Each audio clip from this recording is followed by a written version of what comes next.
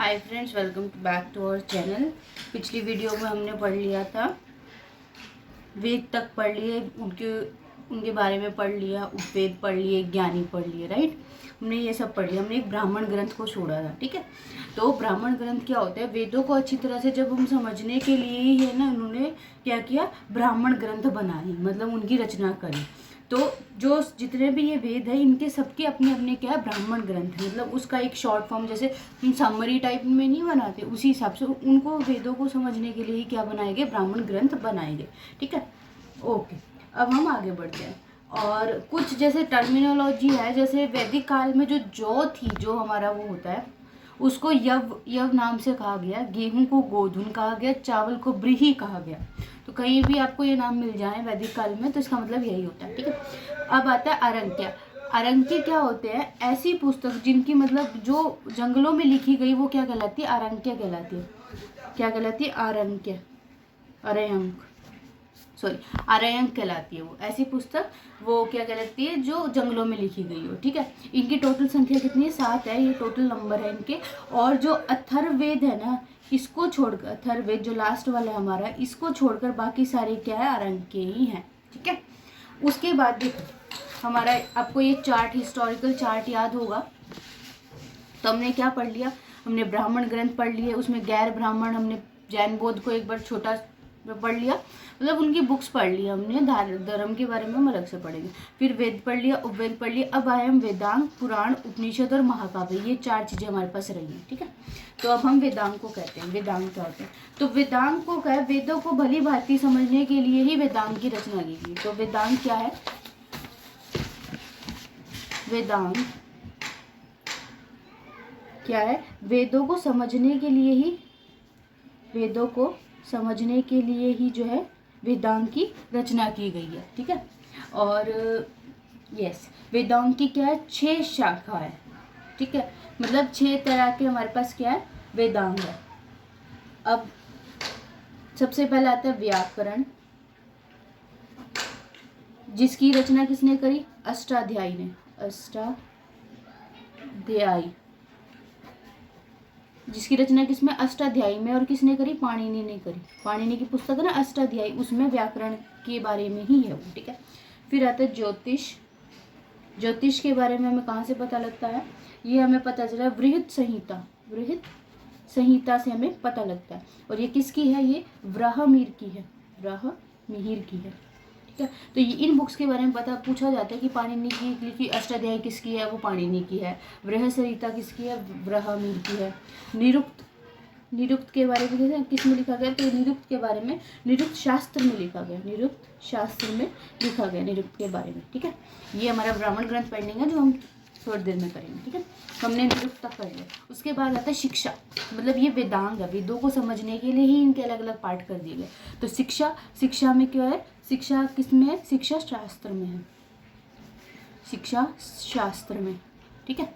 उसके बाद आता है कल्प। कल्प किस में है? कल्प शास्त्र में, कल्प शास्त्र में। और छंद किस में है? छंद शास्त्र में, ठीक है। छंद किस में? छंद शास्त्र में। जो ये हमारा निरुक्त है, निरुक्त की रचना किसने करी? यास्क महोदय ने करी, यास्क महोदय ने करी। और इसका मतलब क्या होता है? यानी कि भाषा विज्ञान, भाषा विज्ञान यानी विज्ञान के बारे में। तो मतलब अलग अलग चीज़ें, जैसे व्याकरण में ग्रामर के बारे में, ज्योतिष में ज्योतिष के बारे में होगा, ठीक है। और शिक्षा से रिलेटेड ये सब चीज़ें अलग अलग है, ठीक है।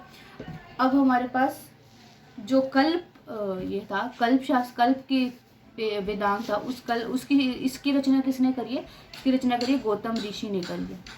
किसने? गौतम ऋषि ने। और जो वेद वेदांग को पढ़ने वाला जो टीचर था या अध्यापक, उसे क्या कहते थे? उपाध्याय कहते थे, उपाध्याय, उपाध्याय, जो इनको पढ़ता था, जो टीचर था, ठीक है। अब आता हमने इसका मतलब हमने वेदांग भी कंप्लीट कर लिए, वेदांग हमने कर लिए। अब हमारे पुराण पर आते हैं, ठीक है। पुराण, पुराण के बाद उपनिषद, उपनिषद के बाद महाकाव्य। फिर हमारा ये पोर्शन जो है वो कंप्लीट हो जाएगा, ठीक है। तो आइए हम पढ़ते हैं पुराण के बारे में। पुराण क्या होता है? इसकी जो रचना थी वो किसने करी? महर्षि, यानी ऋषि के आगे ऋषि से बड़ा महर्षि लोमहर्ष ने करी। महर्षि लोमहर्ष ने और तथा उग्र शर्वा ने करी, उग्र शर्वा ने इसकी जो है वो करी। ठीक है, इसकी संख्या कितनी है, पुराणों की संख्या टोटल कितनी है, 18 संख्या है। इसमें जो है, जो 5वां वेद है ना इसका, उसको वेद वो कहते हैं, वेदों का वेद कहते हैं, वेदों का वेद। इससे हमें पुराने जो राजवंशी थे, यानी प्राचीन या पुराने राजवंशों के बारे में हमें इससे पता चलता है। ठीक है, और जो स्त्री और शूद्र थे, स्त्री और शूद्र, उनको जो है इसको पढ़ने की अनुमति नहीं थी। मतलब स्त्री और जो नीची जाति के वो नहीं पढ़ सकते थे, वो सिर्फ इसे सुन सकते थे, पुराणों को। ठीक है, वो सुन सकते थे। तो आइए जो मेन है हमारे, उन पुराणों को हम पढ़ लेते हैं। सबसे पहले आता है हमारा विष्णु पुराण। नाम से पता चल रहा है विष्णु जी के बारे में होगा। तो इसमें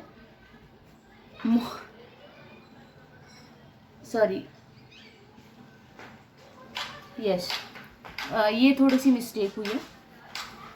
विष्णु पुराण जो है वो मौर्य वंश के बारे में है। मौर्य वंश की हमें इसके बारे में, मौर्य वंश के बारे में पता लगता है। ठीक है, उसके बाद आता है हमारा मत्स्य पुराण। मत्स्य पुराण में हमें सातवाहन की जानकारी मिलती है, सातवाहन वंश की जानकारी मिलती है। मतलब देखो, अब हमें कैसे पता हमारी हिस्ट्री क्या है, तो ये सब चीज़ें हमें इन्हीं के बारे में पता लगती है। ठीक है, उसके बाद है मत्स्य पुराण में जो है ना वो विष्णु भगवान के 10 अवतारों की चर्चा है। इसमें वो विष्णु पुराण में नहीं है, इसमें मत्स्य पुराण में, क्योंकि भगवान विष्णु ने जो है मत्स्य का रूप लिया था। तो विष्णु भगवान की जो है मत्स्य पुराण में 10 अवतारों की जानकारी है। ठीक है, उसकी चर्चा है। फिर आता है वायु पुराण। इसमें हमें गुप्त वंश के बारे में पता चलता है। और इससे वायु पुराण से हमें एक चीज पता चलती है कि जो समुद्रगुप्त था उसका घोड़ा तीन समुद्रों का पानी पीता था। उसका घोड़ा 3 समुद्रों का पानी का क्या मतलब है कि उसका मतलब उसका 3 तरफ से समुद्र लगता था, यानी कि उसने इतना बड़ा एरिया जीत रखा था कि उसमें 3 समुद्र लग जाते थे। ठीक है, तो मतलब पीता था, वो लाके पीता था। दैट डजंट मीन कि वो लाके पीता था, बट मतलब उसके पास इतनी पावर थी कि वो 3 समुद्रों का पानी पी सकता है। ठीक है, वो कहीं भी मतलब जाए वो वहाँ पानी पी सकता है 3 समुद्रों तक। तो इसका मतलब उसे, तो हमें क्या पता चला, पहला था विष्णु पुराण, इसमें मौर्य वंश के बारे में पता चलेगा। फिर मत्स्य पुराण, जिसके बारे में हमें सातवाहन वंश के बारे में उससे पता चला, और विष्णु भगवान के 10 अवतारों की इसमें चर्चा है। फिर आता है वायु पुराण, जिसमें गुप्त वंश, गुप्त 3, और इसमें पता चला कि जो समुद्रगुप्त का घोड़ा था वो 3 समुद्रों का पानी पीता था। अब आया हमारा पुराण हो गया। अब आता है हमारा उपनिषद। ठीक है, अब आता है उपनिषद। इसका मतलब क्या होता है, यानी कि गुरु के पास बैठ के ज्ञान लेना। इसका मतलब होता है कि जो गुरु है उस गुरु के पास बैठ के ज्ञान लेना। अरण्य जंगलों में बैठ के जिसकी रचना की गई जिन वेदों की, वो तो अरण्य कहलाएंगे। अथर्ववेद को छोड़ के वो सब। उपनिषद क्या है, जो गुरु के पास बैठ के समीप बैठ के जो है वो ज्ञान लेते हैं। जैसे पुराने ज़माने में गुरुकुल वगैरह में जाते थे, तो वो सभी नहीं में आएगा। ठीक है, फिर आता है, ये उपनिषद का ऐसा माना जाता है कि ये लोग जो है वो मतलब जो राजपूत थे ना, वो ब्राह्मणों के विरुद्ध मतलब कहने का मतलब है कि ये ब्राह्मणों के विरुद्ध जो है ना वो राजपूतों की एक प्रक्रिया मानी जाती है। कि मतलब वो ऐसे बैठ के अलग अलग सी जगह में गुरुकुल में उनको राजपूतों को जो है वो ट्रेन करते थे। ये सब चीज़ें मानी जाती है। ठीक है, उपनिषद टोटल कितने, 108 उपनिषद हैं, जिसमें सिर्फ 13 को ही जो है वो अप्रूवल यानी मान्यता मिली है। ठीक है, तो सबसे पहले हम जो मेन है उनके बारे में पढ़ लेते हैं। ठीक है, सबसे पहले आता है हमारे पास बृहद नारायण उपनिषद। ये जो है ये सबसे बड़ा और सबसे पुराना है, सबसे बड़ा और पुराना है। ठीक है, प्राचीन या पुराना है। ठीक है, ये सबसे बड़ा और पुराना है। फिर आता है कठोपनिषद। कुछ चीज़ें हैं, कुछ उपनिषद आपको याद रखने के लिए, जो कठोपनिषद है, क्योंकि इसमें हमें एक चीज़ पता चलती है कि इसमें एक तो यम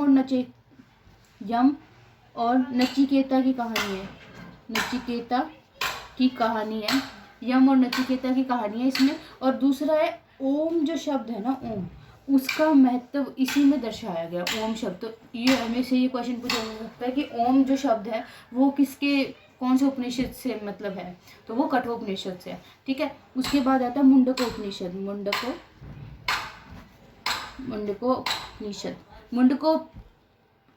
मुंडकोपनिषद, ठीक है। मुंडकोपनिषद में क्या है, इसमें जो सत्यमेव की चर्चा है ना, सत्यमेव जयते, सत्य यानी सत्य की ही जीत होती है, तो सत्यमेव जयते की चर्चा है इसमें, ठीक है। तो ये दो इंपॉर्टेंट हमारे मोस्ट इंपॉर्टेंट हो गए। तो कठोपनिषद, कठ यानी एक ही बात याद रखना, ओम की साउंड कहाँ से निकलती है, कंठ से निकलती है। तो कभी भी पूछा जाए कि जो ओम है वो कहाँ से है, वो कठोपनिषद से है। और जब यूँ पूछा जाए सत्यमेव जयते यानी मेव लगा लो यहाँ से, तो मुंडकोपनिषद में है, ठीक है। फिर आता है जबालोपनिषद, जबालोपनिषद, ठीक है। इसमें जो त्रिमूर्ति हम बोलते हैं, ब्रह्मा विष्णु महेश, ब्रह्मा विष्णु महेश जो है उनकी उन त्रिमूर्ति की इनके इसमें चर्चा है। और इसके जो स्टार्टिंग वाले 4 आश्रम थे उनका भी उल्लेख, जो सर्वप्रथम है सबसे स्टार्टिंग में जो 4 आश्रम थे उनका उल्लेख भी जो है इसमें मिलता है, ठीक है। फिर आता है अलोपनिषद, ठीक है।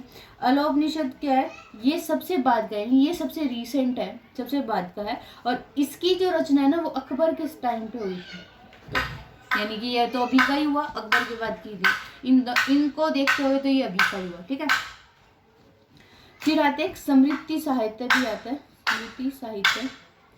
इसमें क्या है, राजवंशों के बारे में है चर्चा, इसमें राजवंशों के बारे में चर्चा है, ठीक है। राजवंशों की चर्चा है और इसकी संख्या टोटल कितनी है, 36 है। और जिसमें विष्णु स्मृति, विष्णु प्लस नारद स्मृति से हमें जो है वो गुप्त काल की जानकारी मिलती है, गुप्त काल की, ठीक है। इससे हमें किसकी मिलती है, गुप्त काल की जानकारी मिलती है। तो हमने क्या पढ़ा, एक बार देख लो, उसके बाद हम आगे पढ़ेंगे, ठीक है। तो हम यहाँ से शुरू करते हैं। पुराण में क्या है, महर्षि लोमहर्ष और उग्र श्रवा ने जो है इनकी वो करी, रचना की। टोटल 18 है। 5 वेद में जो वेदों का वेद कहलाता है, 5वां वेद। फिर है इसको स्त्री और जो शूद्र जाति है वो नहीं मतलब इसको पढ़ सकती, वो जो है वो सिर्फ सुन सकती है। इसमें ये प्राचीन राजवंशों के बारे में हमें इससे पता चलता है। फिर आता है विष्णु पुराण में मौर्य वंश की चर्चा है, राजवंश हो गए ना ये। फिर मत्स्य पुराण, उसमें सातवाहन की हमें मतलब सातवाहन वंश के बारे में पता लगेगा। और 10 अवतार, विष्णु के 10 अवतारों की भी इसमें चर्चा है। फिर आया वायु पुराण में क्या, गुप्त वंश आएगा। और एक चीज़ और कहेगी कि जो समुद्रगुप्त है उसका घोड़ा जो है 3 समुद्र का पानी पीता था, ठीक है। उसके बाद यहाँ हमारे पुराण कंप्लीट हो गए। अब आते उपनिषद। उपनिषद में क्या है कि गुरु के पास बैठ के जो ज्ञान की प्राप्ति होती है वो क्या कहलाता है, उपनिषद कहलाता है, ठीक है। फिर आता है कि राजपूतों और ब्राह्मणों, मतलब ये कहा जाता है कि जो उपनिषद है वो राजपूतों की एक ब्राह्मणों के खिलाफ एक प्रक्रिया थी, ठीक है। ये सब कहा जाता है, ठीक है। अब उसके बाद देखते हैं हम कि ये टोटल कितने 108 है, जिसमें सिर्फ 13 को जो है वो मान्यता है। फिर आता है बृहद नारायण उपनिषद, ये सबसे बड़ा और सबसे पुराना है, ठीक है। फिर आता है कठोपनिषद, ये यम और नचिकेता की कहानी है, साथ में इसमें ओम की भी चर्चा है। तो ओम यानी कंठ से निकलता है ओम, तो वो क्या है, इसी की चर्चा आ गई, ठीक है। अब आते हैं मुंडकोपनिषद। मुंडकोपनिषद में क्या, सत्यमेव जयते यानी सत्य की जीत होगी उसकी चर्चा है। जवालोपनिषद में क्या, जो 3 मूर्ति हमारे ब्रह्मा विष्णु महेश उनके बारे में चर्चा है। और जो सबसे पहले के 4 आश्रम थे उनके बारे में चर्चा है, ठीक है। फिर आता है अलोपनिषद। अलोपनिषद में क्या है, रिसेंट जो सबसे पुराना मतलब हाँ सबसे नया जो उपनिषद है, रिसेंट है, वो कौन सा है, अकबर के टाइम पे बना और ये अलोपनिषद है। समृद्धि सहायता है, इनमें राजवंशों की कहानियां है, टोटल 36 है, ठीक है। जिसमें विष्णु और नारद जो समृद्धि है उसमें गुप्त काल की जो है वो चर्चा है, ठीक है। अब हाँ जी, अब हम आगे बढ़ेंगे, ठीक है। आगे हमने पढ़ा, अब एक आता है हमारे पास, आपने नाम सुना होगा मनुस्मृति, ठीक है। मनुस्मृति।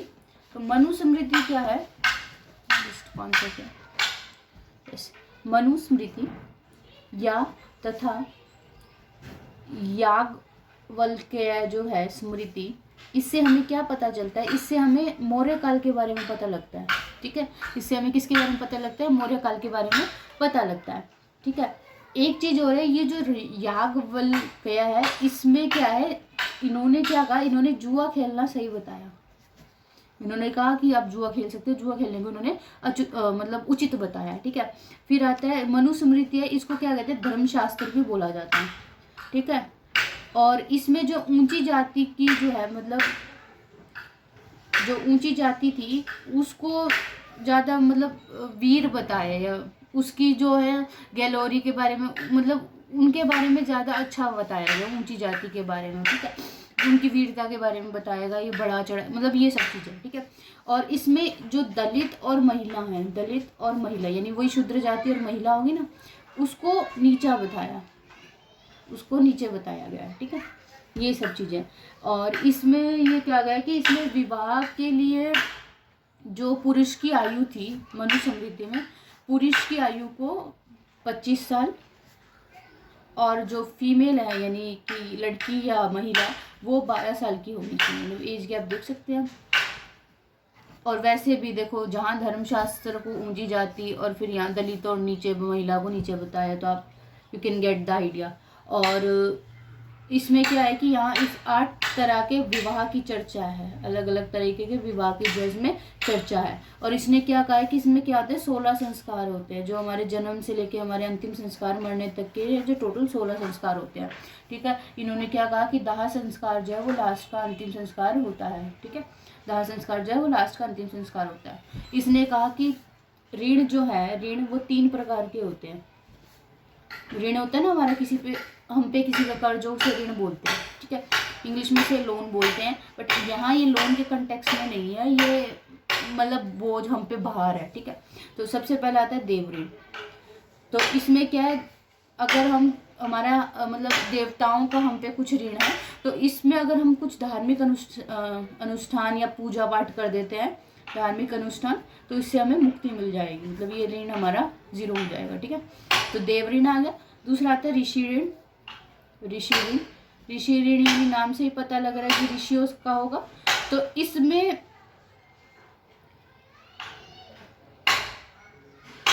देखो, इसमें ये क्या कह रहा है कि अपने पुत्र को शिक्षित करके, अगर अपने पुत्र को शिक्षित कर दिया ना आपने, तो आपको ये ऋषि ऋण से मुक्ति मिल जाएगी। हालांकि नाम तो ऋषि बता रहा है, बट फिर भी ये कह रहा है कि अपने पुत्र को अगर आपने शिक्षित कर दिया तो उसके जो है ऋण से, वो ऋषि ऋण से आपको मुक्ति मिल जाएगी। तीसरा आता है पितृ ऋण। पितृ ऋण क्या कहता है कि अगर संतान की उत्पत्ति आपने कर दी, संतान उत्पन्न करके पितृ ऋण से जो है वो आपको छुटकारा मिल सकता है। मतलब इन्होंने 3 तरह के ऋण बताए हैं। देव ऋण, धार्मिक अनुष्ठान कर दो, आपको छुटकारा, मतलब आपका वो मुक्ति मिल जाएगी। ऋषि ऋण से पुत्र को शिक्षित कर दो, ऋषि ऋण से वो हो जाएगा, मतलब आपका 0 हो जाएगा। और पितृ ऋण यानी आप खुद संतान उत्पन्न करके पितृ ऋण आपका माफ हो जाएगा, ठीक है। देखो अलग अलग तरीके के हैं सब कुछ, ठीक है। फिर आता है पुरुषार्थ। इसमें था जो पुरुषार्थ इसने बताया, पुरुषार्थ क्या होता है, इसमें 4 तरह के पुरुषार्थ तरीके बताए। एक था धर्म। धर्म में क्या, सामाजिक नियम व्यवस्था,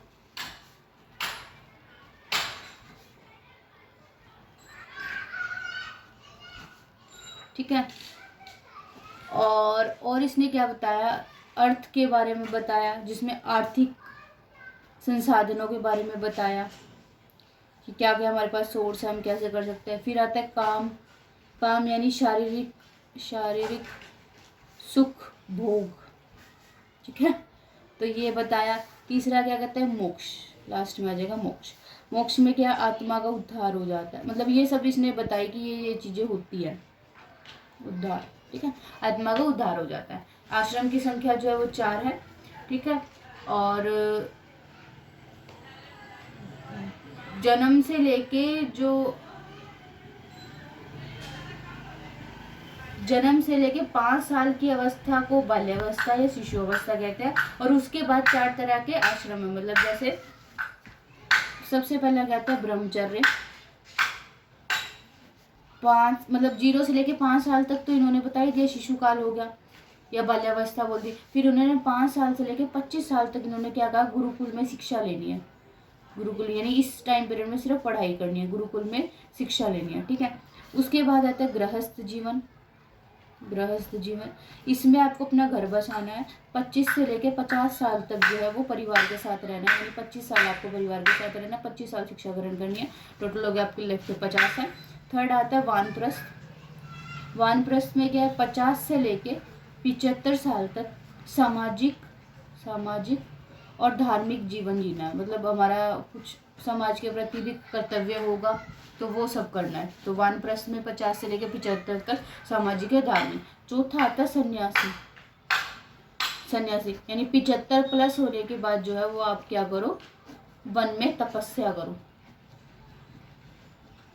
ठीक है, वन में तपस्या करो। ये उनके 4 आश्रम थे और उनके बारे में आजकल देखा जाए तो इतनी लाइफ ही नहीं बची है 75 तक, तो 75 प्लस तक तो सब चीज़ें टाइम के साथ चेंज हो जाती है। ठीक है, तो ये थे 4 तरह के इन्होंने आश्रम बनाए, ब्रह्मचर्य, गृहस्थ जीवन, वानप्रस्थ और सन्यासी। तो आइए एक बार क्विक रिवाइज कर लेते हैं कि हमने क्या क्या पढ़ा। तो हमने साहित्य पढ़े, मनुस्मृति और याज्ञवल्क्य स्मृति। ये इन दोनों के मतलब ये मौर्य काल के बारे में बताते हैं। जो याज्ञवल्क्य स्मृति है इसमें क्या गया कि जुआ खेलना उचित है, इसमें बुरा नहीं बताएगा। मनुस्मृति को धर्मशास्त्र भी कहते हैं। इसमें ऊंची जाति की शौर्य गाथा ज़्यादा है। ठीक है, और दलित और महिलाओं को नीचे दिखाया गया। इन्होंने पुरुष की उम्र मतलब शादी की उम्र 25 साल बताई है, लड़की की जो है वो 12 साल बताई है। ठीक है, 8 प्रकार के विवाह की चर्चा है इसमें, 16 संस्कार है, जिसे लास्ट वाला कौन सा दाह संस्कार है। ऋण इसमें क्या है 3 प्रकार के हो सकते हैं। देव ऋण जो धार्मिक अनुष्ठान से किया जा सकता है कंप्लीट। ऋषि ऋण अपने पुत्र को शिक्षित कर दो, खत्म हो जाएगा वो, पितृ ऋण संतान उत्पन्न कर दो। ठीक है, फिर उन्हें पुरुषार्थ बताया 4 तरह के। इसमें क्या आपका धर्म क्या है, धर्म में क्या है सामाजिक नियम और व्यवस्था आएगी। अर्थ में आर्थिक संसाधन, काम में शारीरिक सुख और मोक्ष, फिर आता आत्मा को उद्धार लास्ट में। फिर 4 तरह के आश्रम बताए, 0 से 5 तक बाल्यावस्था या शिशु अवस्था, क्योंकि तब तक वो बच्चा होता है। फिर ब्रह्मचर्य 5 से लेकर 25 तक गुरुकुल में शिक्षा दी जाती है। फिर आता है गृहस्थ जीवन 25 से लेकर 50 तक परिवार के साथ जो है वो मिलना जुलना, मतलब परिवार के साथ। फिर वानप्रस्थ 50 से 75 सामाजिक और धार्मिक कर्तव्य होते हैं वो कंप्लीट करिए। और चौथा का तो सन्यासी 75 प्लस होते ही तो वन में जो है वो तपस्या के लिए जाना होता है। अब आता है महाकाव्य। आपको महाकाव्य को क्या कहते हैं, एपिक भी बोलते हैं। ठीक है, महाकाव्य की कितनी संख्या है, 2 संख्या। मेन हमें वही पता हुआ है, रामायण और महाभारत। ठीक है, तो रामायण और महाभारत। रामायण क्या है, इसकी रचना किसने करी थी, इसकी रचना करी महर्षि वाल्मीकि ने की। ठीक है, प्रारंभ इसमें 12,000 श्लोक थे, स्टार्टिंग में तो 12,000 थे, अब डबल हो गए, इससे 24,000 हो गए। ठीक है, और इसे किया गया गुप्त काल में जो है वो पूरा किया गया।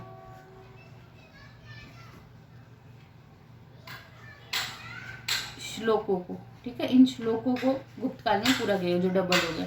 अकबर के जो टाइम था, अकबर के समय जो है वो फारसी में इसका अनुवाद हुआ, और उसमें किसने किया, इसका बदायूनी ने किया। बदायूनी ने अकबर मतलब इसका रामायण का अनुवाद फारसी में किया। ठीक है, फिर आता है महाभारत जो रामायण से भी बड़ा महाकाव्य है। तो ये कह सकते हैं कि विश्व का सबसे बड़ा जो है वो महाकाव्य एपिक है। ठीक है, इसकी रचना किसने करी, वेदव्यास ने। दोनों में फर्क है, महर्षि वाल्मीकि और वेदव्यास अलग अलग पर्सन है, कंफ्यूजन मत कीजिएगा। ठीक है, इसका प्रारंभ में नाम क्या था, जय संहिता था, बाद में इसका महाभारत हुआ। ठीक है, इसमें 8800 श्लोक हैं और अब इसमें कितने हो गए, 1,00,000 श्लोक हो गए। ठीक है, 1,00,000 श्लोक हो गए। ठीक है, जो महाभारत के जो खंड थे यानी इनके पोर्शन थे, इनको क्या कहा जाता था, पर्व कहा जाता था। और इसमें टोटल 18 पर्व है। सबसे महत्वपूर्ण इसमें कौन सा है, भीष्म पर्व, जिसमें जो अर्जुन और कृष्ण जी की जो वार्तालाप है ना, जहाँ भागवत गीता का उनको वो ज्ञान देते हैं, तो अर्जुन और कृष्ण के बीच में जो वार्तालाप वो है इसमें भीष्म पर्व में। तो ये सबसे इम्पोर्टेंट है।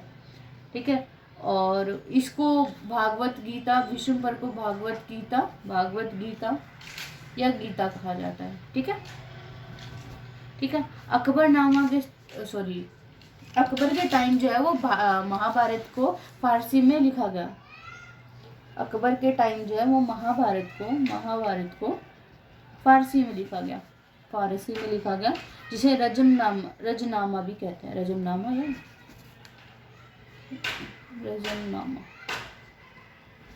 ठीक है, ये अनुवाद किया गया।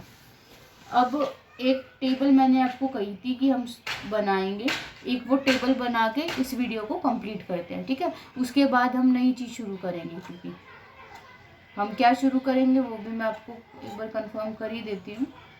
हम शुरू करेंगे इसके बाद वैदिक काल। ठीक है, तो इसके बाद हम जस्ट वैदिक काल पढ़ेंगे, वो हम नेक्स्ट वीडियो में कंप्लीट कर लेंगे। तो एक हमने टेबल बनाई थी, ये नहीं है, देखते हैं कहाँ है वो टेबल, ये, ठीक है। तो हमने कहा ब्राह्मण ग्रंथ क्या होते हैं, ब्राह्मण ग्रंथ वेदों को समझने के लिए ही जो है वो ब्राह्मण ग्रंथ की रचना की गई है, ठीक है। तो ऋग्वेद के ज्ञानी को क्या कहते हैं, होत्री कहते हैं। और होत्री के इनका जो ऋग्वेद का ब्राह्मण ग्रंथ है वो 2 ब्राह्मण ग्रंथ है, कौन से,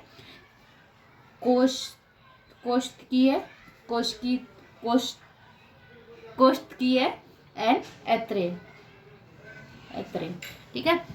एक भी याद कर सकते हैं, ऐत्रेय और कोष्ठकीय। ये पूछा जाता है कि इस ब्राह्मण ग्रंथ का जो है वो इस वेद का ब्राह्मण ग्रंथ क्या है, तो ये याद रखना है, ठीक है। फिर आता है सामवेद। सामवेद का क्या है, पंचविश, ठीक है, पंचविश। यजुर्वेद के 2 हैं, ये है शतपथ और तैत्तिरीय, इसका ऐत्रेय, इसका तैत्तिरीय, ठीक है। और अथर्ववेद का क्या है, गोपथ, ठीक है। तो क्या हुआ, हमने क्या पढ़ा कि ऋग्वेद है, इसके ज्ञानी को होत्री कहा जाते हैं। इसका क्या है, यानी एक है, ये पहले नंबर पे है ना, सबसे बड़ा है पहले नंबर पे, तो एक याद करो। एक से क्या है, ऐत्रेय और कोष्ठकीय, ठीक है, ऐत्रेय और कोष्ठकीय, ठीक है। फिर आता है उपवेद, क्या है इसका, आयुर्वेद, और ज्ञानी कौन है इसका, प्रजापति है, ठीक है।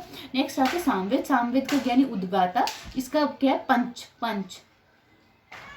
पंचविश, ठीक है, पंचविश। और इसका उपवेद क्या है, गंधर्ववेद, और इसके ज्ञानी कौन है, मतलब क्या है, नारद। फिर आता है यजुर्वेद का ज्ञानी अवरु का, इसका क्या, शतपथ और तैत्तिरीय, उसका ऐत्रेय और तैत्तिरीय, ठीक है। ये फर्स्ट नंबर पे, एक फर्स्ट नंबर पे तो ऐत्रेय, और ये थर्ड नंबर पे तो तैत्तिरीय, ठीक है, ऐसे याद रख सकते, तैत्तिरीय, शतपथ और तैत्तिरीय। धनुर्वेद और विश्वामित्र, इनके ज्ञानियों को, ठीक है। अथर्ववेद में क्या है, ब्रह्मा, ज्ञानी ब्रह्मा, और जो ब्राह्मण ग्रंथ है वो क्या है, गोपथ, ठीक है। फिर आते हैं शिल्पवेद और विश्वकर्मा, ठीक है।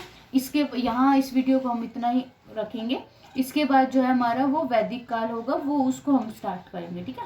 वैदिक काल को स्टार्ट करेंगे, क्या क्या किस चीज़ की चर्चा थी, और उसके बाद वो कंप्लीट होने के बाद हम ऑनलाइन करेंगे।